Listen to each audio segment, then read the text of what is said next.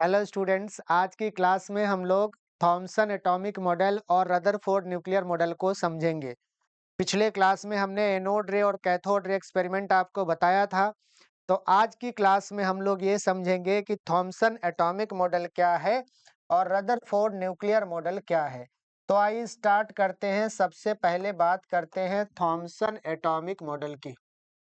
Thompson atomic model. Thomson atomic model क्या है?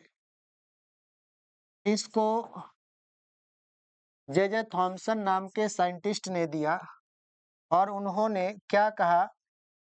देखो, जे थॉमसन ने कहा कि स्ट्रक्चर ऑफ एटम को आप एक तरीके से एक स्फीयर समझ सकते हो, या ज्यादा सही तरीके से मैं कहूं तो एक वाटरमेलन, एक तरबूज समझ सकते हो आप। वाटरमेलन, तो वाटरमेलन आप समझ लो एटम को, और उस वाटरमेलन के अंदर जो रेड वाला पार्ट है ना, वो पॉजिटिवली चार्ज है। रेड वाला पार्ट जो है वो क्या है? पॉजिटिवली चार्ज है। और नेगेटिव चार्ज मतलब अगर हमारा एटम जो है एक वाटरमेलन है, एक तरबूज है, तो तरबूज में जो लाल वाला पार्ट होता है वो उसको आप पॉजिटिवली चार्ज पार्टिकल समझ लो। और नेगेटिव चार्ज पार्टिकल ठीक वैसे ही बीच बीच में होंगे जैसे वाटरमेलन, मतलब तरबूज के अंदर जो बीज होते हैं, वाटरमेलन के अंदर जो सीड्स होते हैं। एटम को आपने एक वाटरमेलन मान लिया और वाटरमेलन के अंदर जो रेड वाला पार्ट है उसको आपने पॉजिटिवली चार्ज अगर मान लिया है, तो नेगेटिव चार्ज ठीक वैसे ही उसमें होगा जैसे वाटरमेलन के अंदर, तरबूज के अंदर बीच बीच में सीड्स होते हैं, बीज होते हैं। उस बीज को, सीड्स को आपको क्या समझना है? Electron, negatively charge particle. और जो रेड वाला पार्ट है वो पॉजिटिवली चार्ज पार्टिकल है। इस तरीके का कुछ एटम दिखता होगा, ये जे थॉमसन ने कहा।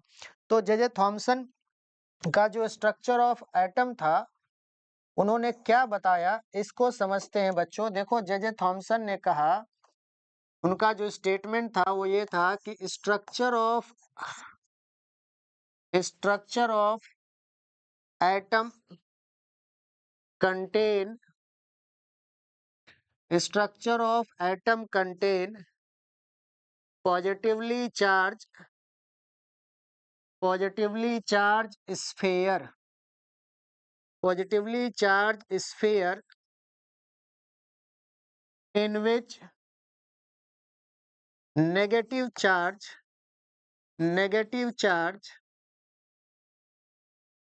embedded negative charge embedded। ये जे थॉमसन ने कहा कि structure of atom contain positively charge sphere in which negative charge embedded। आप इसको ऐसे भी कह सकते हो, कि structure of atom like watermelon which have whole surface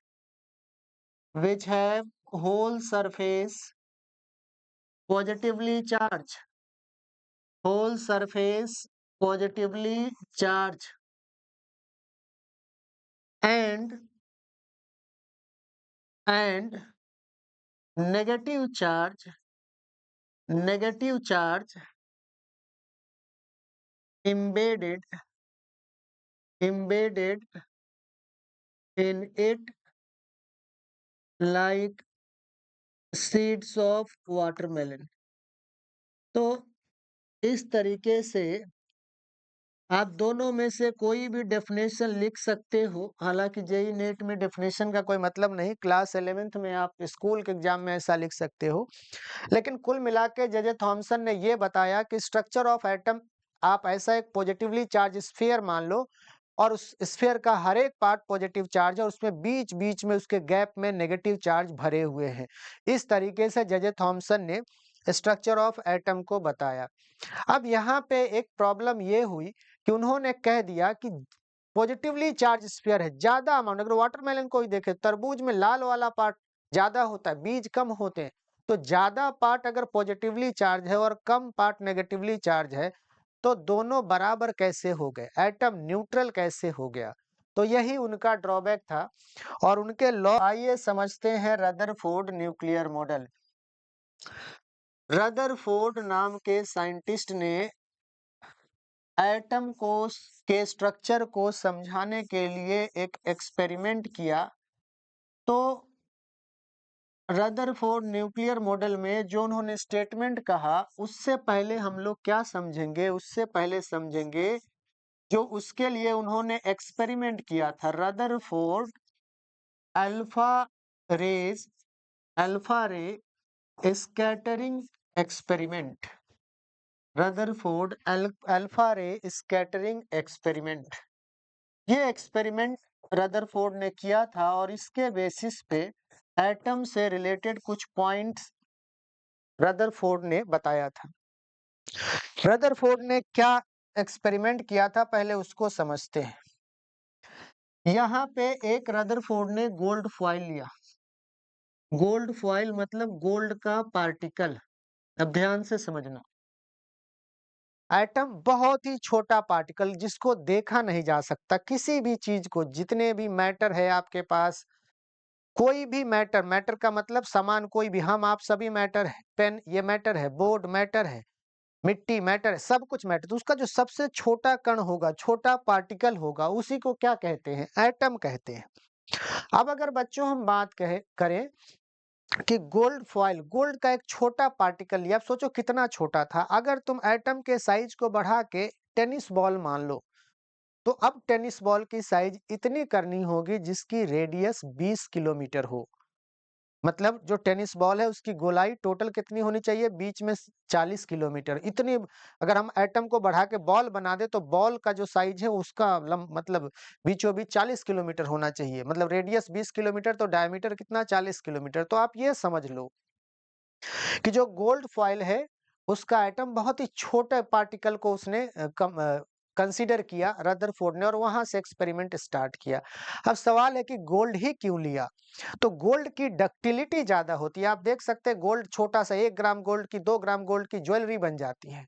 तो गोल्ड की डक्टिलिटी, डक्टिलिटी का मतलब होता है वायर के फॉर्म में स्ट्रेच करने की जो टेंडेंसी है उसकी वो ज्यादा होती है। 2 ग्राम गोल्ड को 2 किलोमीटर तक स्ट्रेच किया जा सकता है, इतना ज्यादा डक्टाइल होता है। इसलिए गोल्ड का फॉइल लिया। गोल्ड का फॉइल मतलब आप समझना छोटा सा पार्टिकल लिया। और यहाँ से रदरफोर्ड ने क्या किया, एक सोर्स लिया जहां से अल्फा रेज निकल रहे थे, अल्फा रेज एमिटिंग सोर्स। तो यहाँ से अल्फा रेज एमिटिंग सोर्स लिया किसने, रदरफोर्ड ने।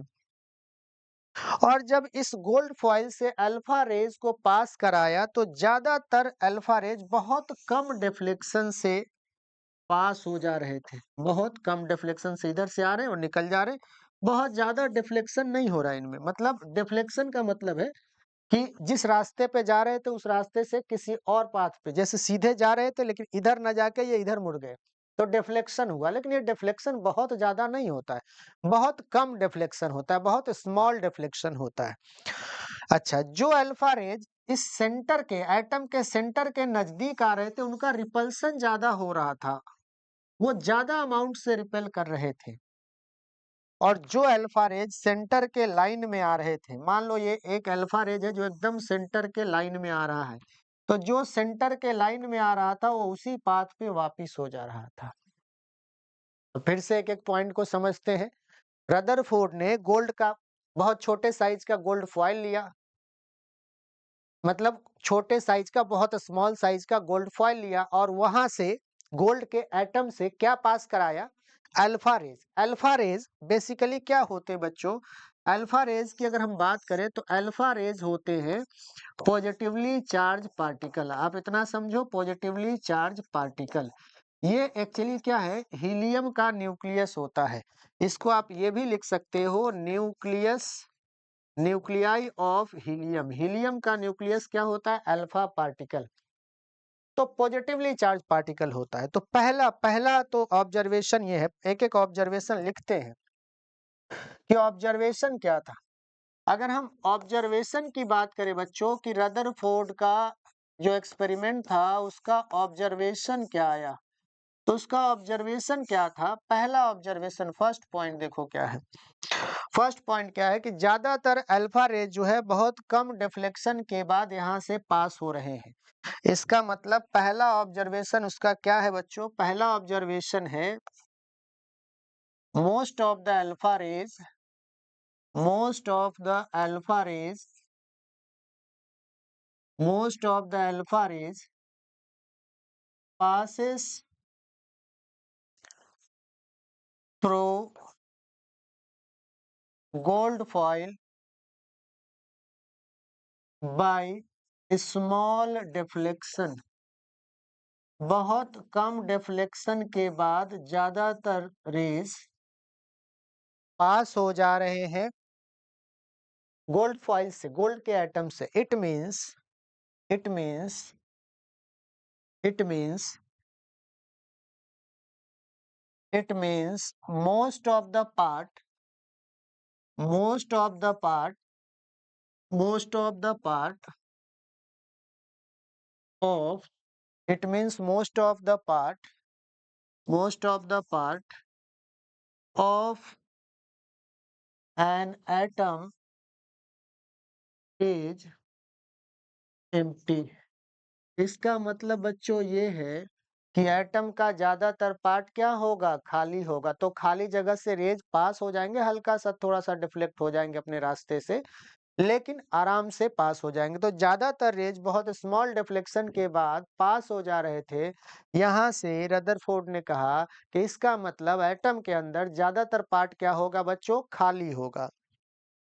सेकेंड पॉइंट, सेकेंड ऑब्जर्वेशन क्या था? जो अल्फा रेज सेंटर के नजदीक आ रहे थे, जो अल्फा रेज सेंटर के नजदीक आ रहे थे, उनमें ज्यादा रिपल्सन हो रहा है। अब सोचो रिपल्सन कहाँ पे होता है? लाइक चार्ज एक दूसरे को रिपेल करते हैं, मतलब एक जैसे चार्ज, पॉजिटिव पॉजिटिव को रिपेल करता है और नेगेटिव नेगेटिव को रिपेल करता है। तो अगर सेंटर के नजदीक अल्फा रेज का रिपल्सन हो रहा है, इसका मतलब सेंटर पे भी कोई पॉजिटिवली चार्ज पार्टिकल होगा। देखो जो अल्फा रेज सेंटर के नजदीक आ रहा है उनमें ज्यादा रिपल्सन हो रहा है, इसका मतलब सेंटर पे कोई पॉजिटिवली चार्ज पार्टिकल होगा। तो अगला जो ऑब्जर्वेशन है वो क्या है? द पार्टिकल, द पार्टिकल या द अल्फा पार्टिकल लिख दे। The alpha particle which comes closer to the center, comes closer to the center, comes closer to the center, repelled by more amount, more amount, it means, it means, it means center of atom, center of atom must be, must be contain, must be contain some positively, some positively charged particle। तो यहाँ से क्या point मिला कि इसका मतलब ये है कि जो एटम का सेंटर है वहां पे भी कोई पॉजिटिवली चार्ज पार्टिकल होगा। तो पहला ऑब्जर्वेशन कि ज्यादातर पार्ट एटम में क्या है? खाली है, इसलिए वहां से अल्फा रेज आसानी से पास कर जाते हैं। दूसरा पॉइंट, जैसे जैसे अल्फा रेज सेंटर के नजदीक आ रहे हैं उनका रिपल्सन हो रहा है, और क्योंकि alpha rays positively charge particle होते हैं तो सेंटर पे भी कोई पॉजिटिवली चार्ज पार्टिकल रखा होगा। अब बात कर लेते हैं बच्चों नेक्स्ट पॉइंट की। जो तीसरा ऑब्जर्वेशन है वो तीसरा ऑब्जर्वेशन क्या है? तीसरा ऑब्जर्वेशन बच्चों ये है कि जो अल्फा रेज, तीसरा ऑब्जर्वेशन बच्चों ये है कि जो अल्फा रेज एकदम सेंटर के लाइन पे आ रहे थे वो उसी पाथ पे लौट जा रहे थे, बाउंस बैक हो जा रहे थे। और ऐसा तभी होगा जब सेंटर पे रखा हुआ ये पार्टिकल उसकी कुछ मास हो। तो यहाँ से एक और ऑब्जर्वेशन निकला कि जो पॉजिटिवली चार्ज पार्टिकल सेंटर पे होगा उसकी कुछ मास भी होगी। तो यहाँ से बच्चों अगर हम थर्ड पॉइंट की बात करें तो थर्ड पॉइंट क्या कह रहा है? थर्ड पॉइंट कह रहा है कि पॉजिटिवली चार्ज मतलब यहाँ पे लिख लेते हैं ऑब्जर्वेशन। ऑब्जर्वेशन ये था कि as the alpha rays, observation ये था कि those alpha raise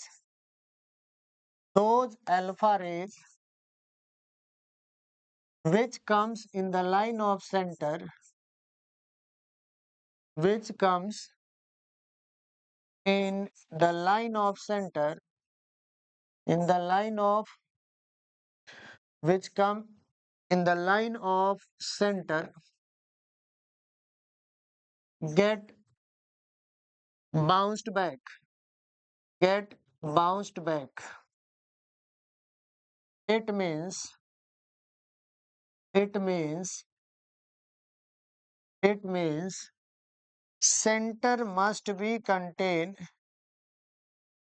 center must be contain some positively charged particle. इसका मतलब ये हुआ कि सेंटर पे कोई पॉजिटिवली चार्ज पार्टिकल रखा होगा जिसकी कुछ मास भी होगी। It means centre must be contain some positively charge particle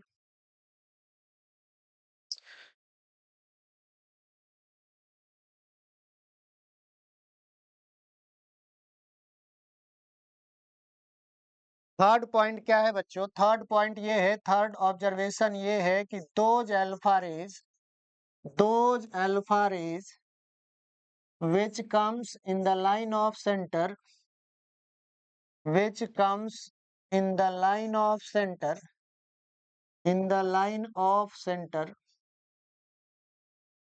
get bounced back, get bounced back,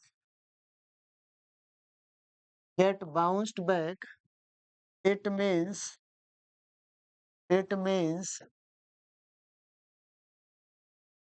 positively charged particle,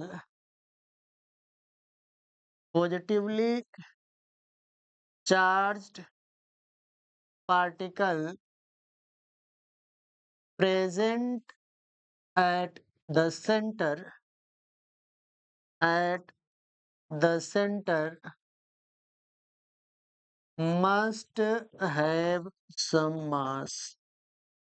इसका मतलब ये है कि जो सेंटर पे पॉजिटिवली चार्ज पार्टिकल प्रेजेंट है उसकी कुछ मास भी है। अब देखो बच्चों, सब फिर से आते हैं कि रदरफोर्ड ने क्या किया था। अल्फा रेज एमिटिंग सोर्स लिया, एक गोल्ड फॉयल लिया और इस गोल्ड फॉयल पे अल्फा रे को प्रोजेक्ट किया। उसने ये देखा कि ज्यादातर अल्फा रेज बहुत कम डिफ्लेक्शन से पास हो जा रहे हैं। तो उसने कंक्लूजन क्या दिया? पहला पॉइंट उसने कंक्लूजन ये दिया कि most of the alpha rays passes through gold foil by small deflection. It means most of the part of an atom is empty. मतलब ज्यादातर अल्फा रेज बहुत कम डिफ्लेक्शन के साथ पास हो जा रहे हैं, इसलिए ज्यादातर पार्ट एटम में क्या होगा? खाली होगा। सेकेंड पॉइंट क्या था? जैसे जैसे अल्फा रेज सेंटर के नजदीक आ रहे थे उनका रिपल्सन हो रहा था। यहां से क्या बताया? रदरफोर्ड ने कहा कि जो alpha ray as the alpha rays comes closer to the centre repelled by more amount, it means centre of atom must be contain some positively charge particle. मतलब जैसे जैसे सेंटर के नजदीक अल्फा रेज आ रहे थे उनका रिपल्सन हो रहा था और ज्यादा अमाउंट से रिपल्सन हो रहा था। तो अब alpha rays positively charge particle होते हैं, इसका मतलब सेंटर पे भी कोई पॉजिटिवली चार्ज पार्टिकल रखा होगा। और तीसरा पॉइंट क्या है बच्चों? तीसरा पॉइंट क्या है कि जो अल्फा रेज सेंटर के लाइन पे आ रहे थे वो उसी पाथ पे वापस बैक हो जा रहे थे, और हर 20,000 रेज में एक रे ऐसा होगा जो अपने पाथ पे वापस आ जाएगा। तो यहाँ से कंक्लूजन तीसरा पॉइंट निकला कि those alpha rays which comes in the line of centre get bounced back, it means positively charged particle present and center at the center must have some mass। मतलब जो सेंटर पे positively charge particle दो observation में आ गए हैं उसमें तीसरा point ये कह रहा है कि उसके कुछ मास भी होगा तभी और अल्फा रेज को रिफ्लेक्ट कर पाएगा, बाउंस बैक अल्फा रेज वापिस आ पाएगा। तो यहाँ से जो कंक्लूजन निकला बच्चों इस एक्सपेरिमेंट का, जो रदरफोर्ड के 3 ऑब्जर्वेशन आए, इसके कंक्लूजन क्या है बच्चों? अगर हम कंक्लूजन की बात करें तो रदरफोर्ड न्यूक्लियर मॉडल का जो कंक्लूजन है, अगर आपसे पूछा जाए कि रदरफोर्ड न्यूक्लियर मॉडल क्या है, तो रदरफोर्ड न्यूक्लियर मॉडल क्या है? रदरफोर्ड न्यूक्लियर मॉडल आप ये कह सकते हो कि according to Rutherford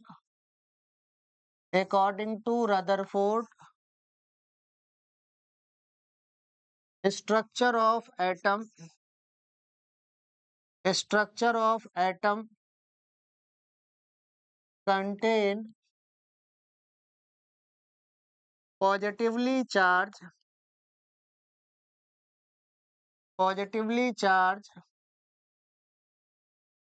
mass containing positively charged mass containing particle at the center is called nucleus, is called nucleus, and electron revolve around this nucleus in circular orbit। मतलब बच्चों क्या है कि जे थॉमसन के हिसाब से स्ट्रक्चर ऑफ एटम क्या होगा कि सेंटर पे कोई पॉजिटिवली चार्ज पार्टिकल होगा और उसके चारों तरफ सर्कुलर ऑर्बिट में कुछ इस तरीके से कोई इलेक्ट्रॉन घूम रहा होगा और सेंटर पे क्या होगा? पॉजिटिवली चार्ज पार्टिकल होगा। तो जो 3 पॉइंट रदरफोर्ड ने बताए, उन तीनों का कंक्लूजन ये है कि उसने कहा कि स्ट्रक्चर ऑफ एटम ऐसा लग रहा है, मतलब उसने कंफर्म नहीं कहा, उसने अनुमान लगाया कि वो देखा तो नहीं था। तो अनुमान क्या लगा है कि स्ट्रक्चर ऑफ जो ऑब्जर्वेशन आ रहा है वो ये सजेस्ट कर रहा है कि स्ट्रक्चर ऑफ एटम में पॉजिटिवली चार्ज मास कंटेनिंग पार्टिकल सेंटर पे होगा और उसके चारों तरफ सर्कुलर ऑर्बिट में इलेक्ट्रॉन घूम रहा होगा। इस तरीके से इलेक्ट्रॉन चारों तरफ सर्कुलर ऑर्बिट में घूम रहे हैं और यहाँ पे क्या है? पॉजिटिवली चार्ज पार्टिकल है, जिसको क्या नाम दिया इसने? न्यूक्लियस। अच्छा, पहली बार न्यूक्लियस टर्म का इजाद हुआ, न्यूक्लियस के बारे में पता चला कि एटम में जो पॉजिटिवली चार्ज सेंटर है उसको न्यूक्लियस कहते हैं। इसीलिए रदरफोर्ड के इस मॉडल को हम रदरफोर्ड न्यूक्लियर मॉडल कहते हैं। पहली बार न्यूक्लियस का अगर आपसे पूछा जाए न्यूक्लियस का इन्वेंशन किसने किया, तो रदरफोर्ड ने किया। तो इस तरीके से रदरफोर्ड ने ये स्ट्रक्चर ऑफ एटम को बताया।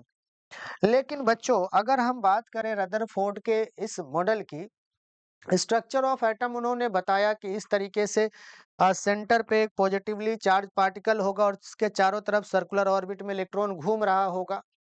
यहाँ पे उसी टाइम के जो साइंटिस्ट थे, उनके समकालीन जो साइंटिस्ट थे, उन्होंने सवाल खड़े किए, क्योंकि उस समय पे फिजिक्स में एक क्वांटम थ्योरी जो सही प्रूव हो चुका था, इनकी थ्योरी अभी सही प्रूव हुई नहीं थी।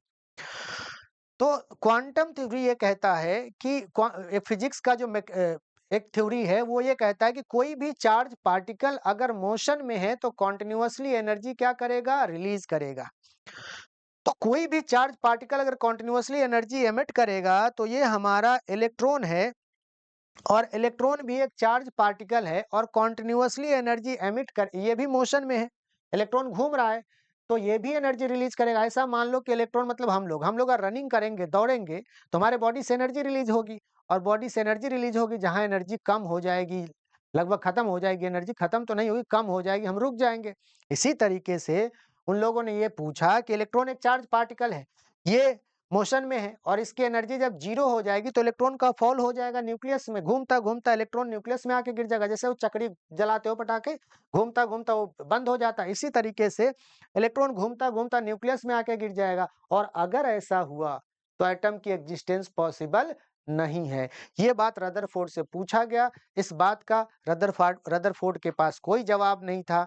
तो जब किसी साइंटिस्ट के थ्योरी के रिस्पेक्ट में अगर कोई दूसरे साइंटिस्ट सवाल करते हैं और उसका सही जवाब नहीं मिल पाता तो वही उस लॉ का ड्रॉबैक हो जाता है।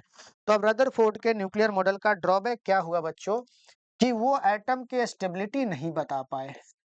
रदरफोर्ड का जो न्यूक्लियर मॉडल है उसका ड्रॉबैक क्या हुआ, ड्रॉबैक ये हुआ कि he could not explain stability of atom, he could not explain stability of atom, वो एटम के स्टेबिलिटी को नहीं बता पाए, एटम के स्टेबिलिटी को नहीं बता पाए। तो ये था रदरफोर्ड का न्यूक्लियर मॉडल। अब बच्चों क्या है कि रदरफोर्ड या थॉमसन एटॉमिक मॉडल से बहुत ज्यादा सवाल तो जेई नीट में नहीं आए। नीट में इनफैक्ट एक भी सवाल अभी तक आया नहीं है इससे। जेई में 2 सवाल आए हैं, उन दोनों सवाल को डिस्कस कर लेते हैं और अगले क्लास से जो टॉपिक आएगा उसमें जेई और नीट से भर भर के सवाल आए हैं तो उनको डिस्कस करेंगे।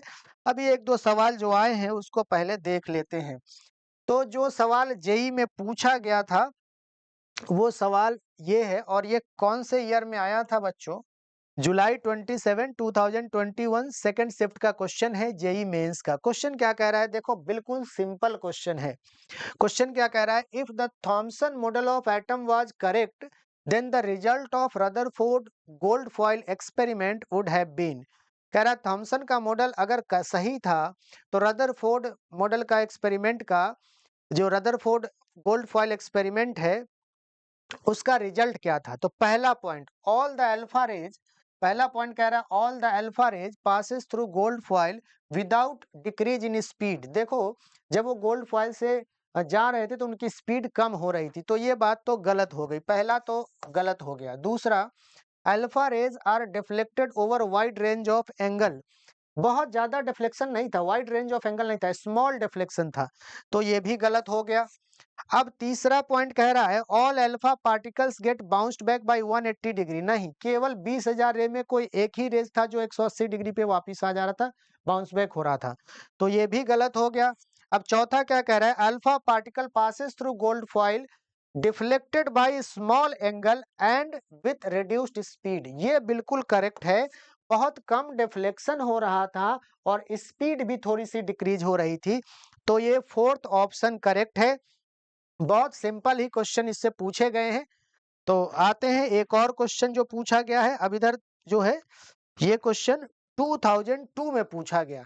अब देखो 2002 के बाद सीधे 2021 में पूछा गया, तो आपको तो एग्जाम एक जेई में 2 अटेम्प्ट है, नीट में भी अब 4 हो गया, अब नीट भी जेई के पैटर्न पे होगा, इस पे भी हम वीडियो लाएंगे। तो अब बात करते हैं नीट पे, रदरफोर्ड पे कोई सवाल अभी तक नहीं पूछा गया है पिछले 20 साल के क्वेश्चन में, तो अभी नीट अगले टॉपिक से लेंगे नीट का क्वेश्चन। तो आते हैं बच्चों, इसमें क्या है, Rutherford experiment which established the nuclear model of atom used a beam of. तो रदरफोर्ड न्यूक्लियर मॉडल में जो बीम जो रेज यूज किए गए थे वो कौन सा था, अल्फा रेज, कौन सा था, अल्फा रेज। और हमने बताया था आपको अल्फा रेज क्या होता है, nucleus of helium, nucleus of helium. अब आइए फर्स्ट जो ऑप्शन है हमारा वो क्या कह रहा है, beta particles which impinged on metal foil and got absorbed, गलत है, बीटा नहीं था, अल्फा था। Gamma rays which impinged on a metal and got scattered, गलत है। द हीलियम एटम, अब यहाँ पे बच्चे कंफ्यूज हो जाएंगे, हीलियम तो सर ने बोला था, नहीं, हीलियम न्यूक्लियाई बोला था, हीलियम का न्यूक्लियस अल्फा रेज होते हैं, एटम हीलियम एटम नहीं। तो helium atom which impinged on a metal foil and got scattered, ये भी गलत है। और लास्ट ऑप्शन क्या कह रहा है, तो थर्ड ऑप्शन हमारा क्या हो गया, इनकरेक्ट हो गया। अब फोर्थ ऑप्शन की बात करते हैं, helium nuclei which impinged on a metal foil and got scattered. जो हीलियम न्यूक्लियाई है हमारा, हीलियम का जो न्यूक्लियस है वही क्या होता है बच्चों, अल्फा रेज होता है। तो ये सही ऑप्शन है, बिल्कुल करेक्ट ऑप्शन है कि helium nuclei which impinged on a metal foil and got scattered. मतलब हीलियम न्यूक्लियाई मतलब अल्फा पार्टिकल जो है जब गोल्ड फॉइल से पास होता है तो उसकी स्कैटरिंग होती है। तो फोर्थ ऑप्शन हमारा करेक्ट है। उम्मीद करते हैं कि आपको आज की क्लास समझ में आई होगी और इससे आगे अब क्वेश्चन वाले टॉपिक स्टार्ट होंगे। ये बेसिक इंट्रोडक्शन था। तो हंसते रहिए, मुस्कुराते रहिए और हमारे चैनल से जुड़े रहिए। Thank you.